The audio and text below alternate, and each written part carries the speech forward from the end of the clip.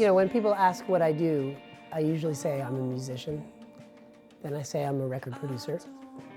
Then I say I'm a recording studio owner. And then I would say I'm a music activist, you know? When I say I'm a music activist, I think that's mostly wrapped up in the fact that my inclination is to help artists and to try to give them opportunities. And so that's what we do through Weathervane Music. You know, we help artists and we shed light on all the great stuff that's happening. Weathervane Music's a nonprofit organization. We produce a music and video series called Shaking Through. Each year, Shaking Through covers 10 emerging artists in the recording studio. We shoot it here at Minor Street Recordings. Those 10 artists come in for 2 to 3 days. They produce one song.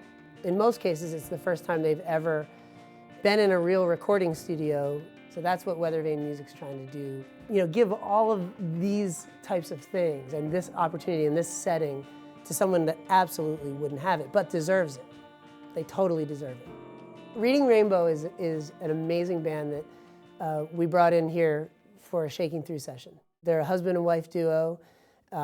They're really smart people, amazingly enthusiastic and creative. It was just so much fun. They did 3 songs in one day. Normally for Shaking Through episodes, we do 1 song per day. We've always wanted to see how far we could push that, if we could do more than 1. So they came in, they did 3. Our band Reading Rainbow got on the radar of the Weathervane Music people just through us playing local house shows and other shows just in the Philadelphia area. I think it really gave us an opportunity to be able to show what we're really about. When we're contacted for different reasons, like for a show or something, like oftentimes the person now will say, I saw your Shaking Through episode and thought it was really great, so I wanted to reach out. We were really fascinated with this idea of, you know, what's it like to bring a lo-fi band into a hi-fi studio? The lo-fi term is just, I think, people that are very passionate about music, but then recording it with the best means that they have. Being independent musicians, you don't really get a lot of opportunities to I don't know, record in an amazing studio like this. Every time before this, we were just recording by ourselves at our house. Or with our friends. Or with our friends, yeah.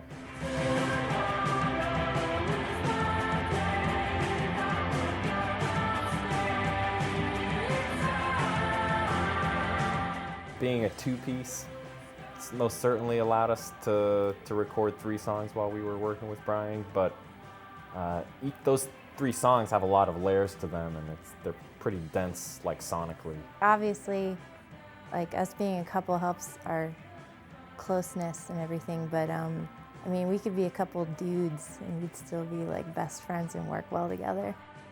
I do define the role of a producer a lot more like a film producer. Certainly the producer is, above all else, the creative manager of a recording.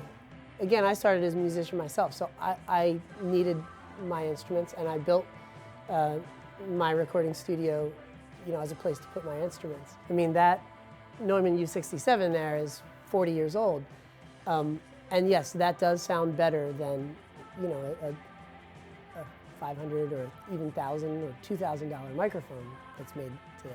The sound quality of analog equipment is better. There's no doubt about it. You know, you can record these sounds to 2-inch analog tape and can then edit them in a digital format. The real secret to digital is that it's improved our workflow so immeasurably. If you're just recording the Pro Tools, every time someone messes up, you don't have to rewind the tape. I totally didn't come in at the even though I never threw, so you could punch me in. I mean, that adds up in time. It does add a good 25 or 30% of studio time just to work in tape, as opposed to working in tape with Pro Tools.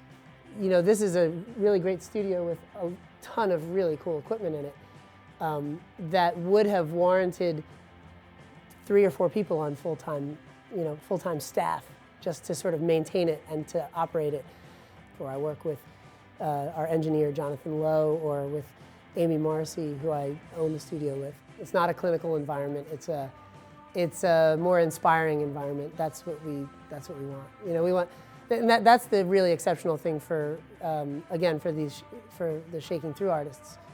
You know, they come through and they imagine the clinical environment. You know, they do. They imagine that it's going to be a doctor's office like, you know, thing, and they're just going to grin and bear it. And then they get here, and it's a really inspiring place. You know, they see all the instruments. They see that it's kind of a mess, and they see that it's that, you know, someone was probably having a lot of fun before they got here. You know.